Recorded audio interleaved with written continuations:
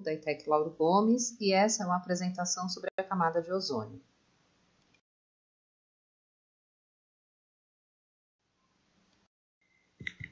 O ozônio também é chamado de ozone ou ozona.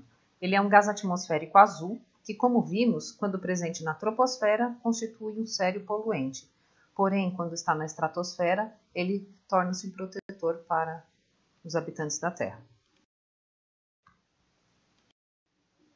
O ozônio é uma forma alotrópica do elemento químico oxigênio. Enquanto uma molécula do gás oxigênio possui 2 átomos, o O2, uma molécula do gás ozônio possui 3, o O3. Na estratosfera, origina a camada de ozônio, que protege o planeta, impedindo a passagem de grande parte da radiação ultravioleta que é emitida pelo Sol. Sem essa proteção, a vida da Terra estaria extinta. Aplicações do ozônio. Ele é uma substância com alta reatividade, tendo a função de agente oxidante eficiente em meio ácido. O único gás com caráter oxidante superior a ele é o flúor. Esse elevado caráter oxidante explica o uso do ozônio como bactericida. Ele pode ser utilizado nas seguintes formas: desinfetar o ar e os gases emanados do esgoto, purificar a água tanto de estações de tratamento quanto em aparelhos de uso doméstico, quebrar as duplas ligações de compostos orgânicos adicionando a elas oxigênio, esse processo é chamado de ozonólise, e tornar incolores certos compostos de origem vegetal.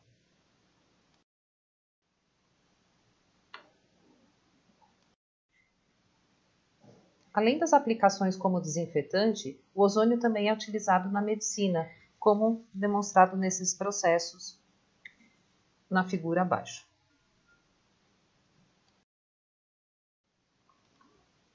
Entre as energias emitidas pela energia solar, 40% é energia visível, 7% são de raios ultravioleta, que são divididos em UVA, UVB e UVC. A radiação UVA tem um comprimento de onda de 320 a 400 nanômetros. Ela atinge até a segunda camada da pele, estimula o bronzeado e a maior parte da radiação que chega até a Terra. Ela provoca envelhecimento precoce e favorece o desenvolvimento de câncer e o seu efeito é cumulativo. A radiação UVB tem um comprimento de onda de 280 a 320 nanômetros. Elas param na superfície da pele deixando-a ressecada. Ela é quase totalmente absorvida pela atmosfera e somente 1% atinge a superfície da Terra. Ela é responsável pelas queimaduras, câncer de pele e outros possíveis problemas decorrentes da superexposição. Seus efeitos são imediatos. A radiação UVC tem um comprimento de onda de 200 a 280 nanômetros. São elas que causam os efeitos mais nocivos, penetrando mais profundamente e causando tumores. Ele é totalmente absorvido pela camada de ozônio, não tem maior interesse para as medidas feitas na superfície da Terra, e seus efeitos normalmente não se manifestam sobre os habitantes do planeta. Daí a importância da camada de ozônio para filtrar esse tipo de radiação. Fatores que influenciam na intensidade dos raios UVB. Altitude do local, ou seja, quanto maior, mais intensos são os raios. A época do ano, na primavera e no verão os raios são mais intensos. O horário do dia, das 10 da manhã até as 3 da tarde, temos o famoso horário de pico. E a proximidade da linha do Equador. A inclinação dos raios solares sobre a Terra difere de um ponto ao outro no globo conforme a latitude.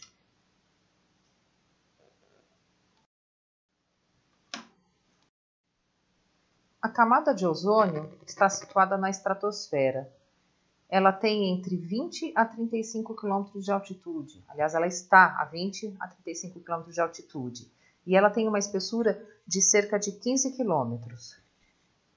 A concentração máxima de ozônio corresponde a aproximadamente 28 km de altitude. Nela existe 5 moléculas de ozônio para cada 1 milhão de moléculas de oxigênio. O ozônio é mais concentrado nos polos do que no Equador. E nos polos ele também se situa numa altitude mais baixa.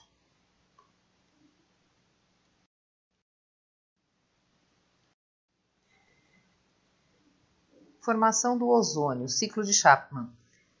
O ozônio ele é formado naturalmente na estratosfera através da reação fotoquímica com as moléculas de oxigênio. Então, o oxigênio ele reage através da radiação e ele forma dois oxigênios monatômicos. O oxigênio monatômico vai reagir rapidamente com o O2 na presença de uma terceira molécula, que pode ser outro oxigênio ou mesmo uma molécula de nitrogênio, formando assim o ozônio. O ozônio também é consumido naturalmente na estratosfera pela ação dos raios ultravioleta, formando novamente o O2 e mais um oxigênio monatômico. Adicionalmente, o ozônio reage com esse oxigênio monatômico, regenerando duas moléculas de O2. E isso é um ciclo que retorna para o início.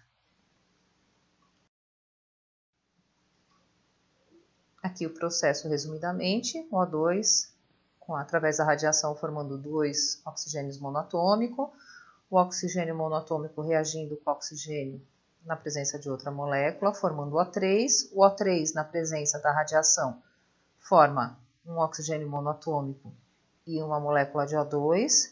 E esse O3 também reage com o oxigênio monatômico, formando dois oxigênios diatômicos. Isso explica a quantidade do O2 ser muito maior do que do O3 na estratosfera. SDOs, substâncias destruidoras da camada de ozônio. Aqui alguns exemplos dessas substâncias. Os halons, utilizados em extintores de incêndio, brometo de metila, utilizado como agrotóxico na preparação do solo para cultivo de morangos, tomates e fumo, e os CFCs, que são os clorofluorcarbonetos, conhecidos comercialmente como freons, que é uma marca da DuPont. Os CFCs eram utilizados em spray domésticos. Eles foram substituídos por propano e butano. Esses sprays como desodorante, spray para cabelo. Ainda pode ser utilizado como refrigeração ou agente expansor na fabricação de espumas e na composição de vários solventes. Uma outra fonte de CFC é na fabricação do poliestireno expandido, que é o isopor. O isopor, quando é fabricado, ele é um gás, é um plástico que é aquecido, e quando aquecido ele libera o gás para que haja expansão e ele fique com aquela forma inflada. Esses gases acabam indo para a atmosfera.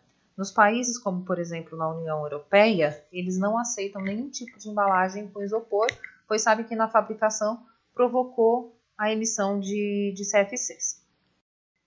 Os substitutos dos CFCs são os HCFCs, os hidrofluorcarbonetos, ou os HFCs, hidroclorofluorcarbonetos, devido à presença de átomos de hidrogênio, que são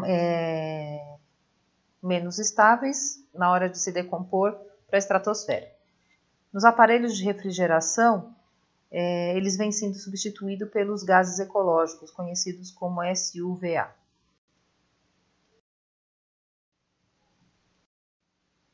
Os CFCs permanecem na troposfera até serem levados à estratosfera, e lá eles duram um prazo de 10 a 20 anos. Na estratosfera, devido às radiações UV ultravioletas, são decompostos, liberando átomos livres de cloro, que agiriam como catalisadores da reação de decomposição do ozônio.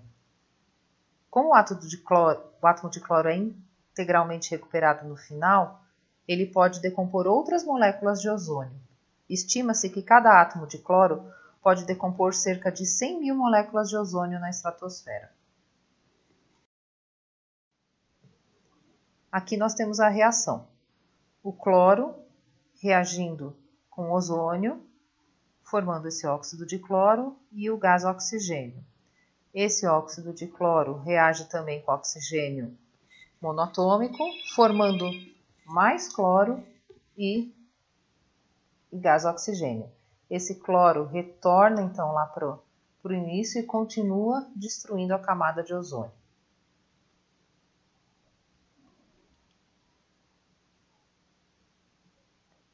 Vale citar também que os compostos de CFC apresentam uma vida útil de pelo menos 75 anos.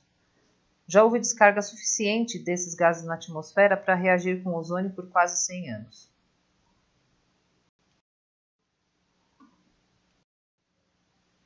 Consequências da redução de camada de ozônio. Nós temos maior incidência de raios UV, diminui a capacidade de fotossíntese, afeta os animais, aumenta a incidência de câncer de pele e aumenta doenças oculares como a catarata. Aqui uma reflexão. A Agência Internacional para a Pesquisa do Câncer, entidade ligada à OMS, alerta que há evidências de que pessoas que usam filtro solar têm o maior risco de desenvolverem melanoma, câncer de pele. Provavelmente elas julgam-se protegidas e desconhecem alguns fatos, como mencionado a seguir.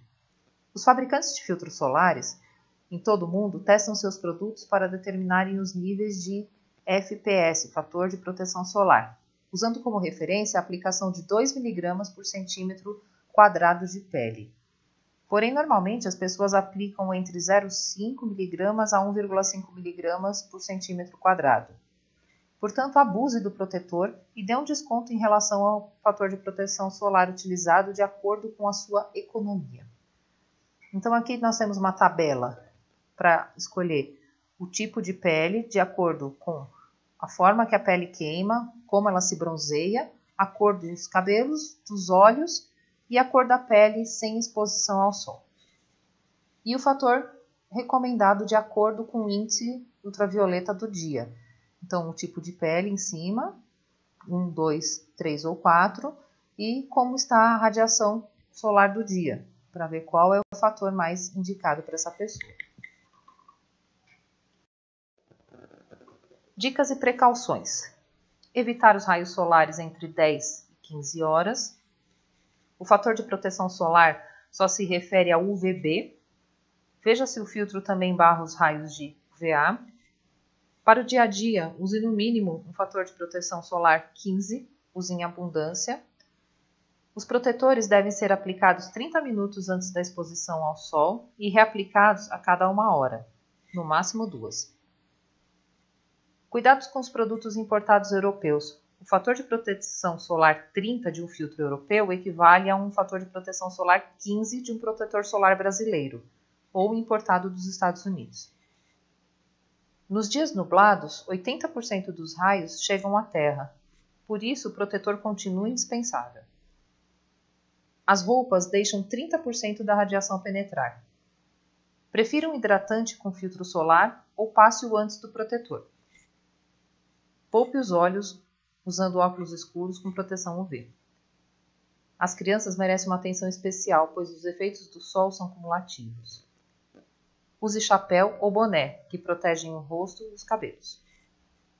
As pessoas que têm facilidade de manifestar reações alérgicas devem usar produtos que possuam ação hidratante e sejam livres de óleos e fragrâncias. Obrigada.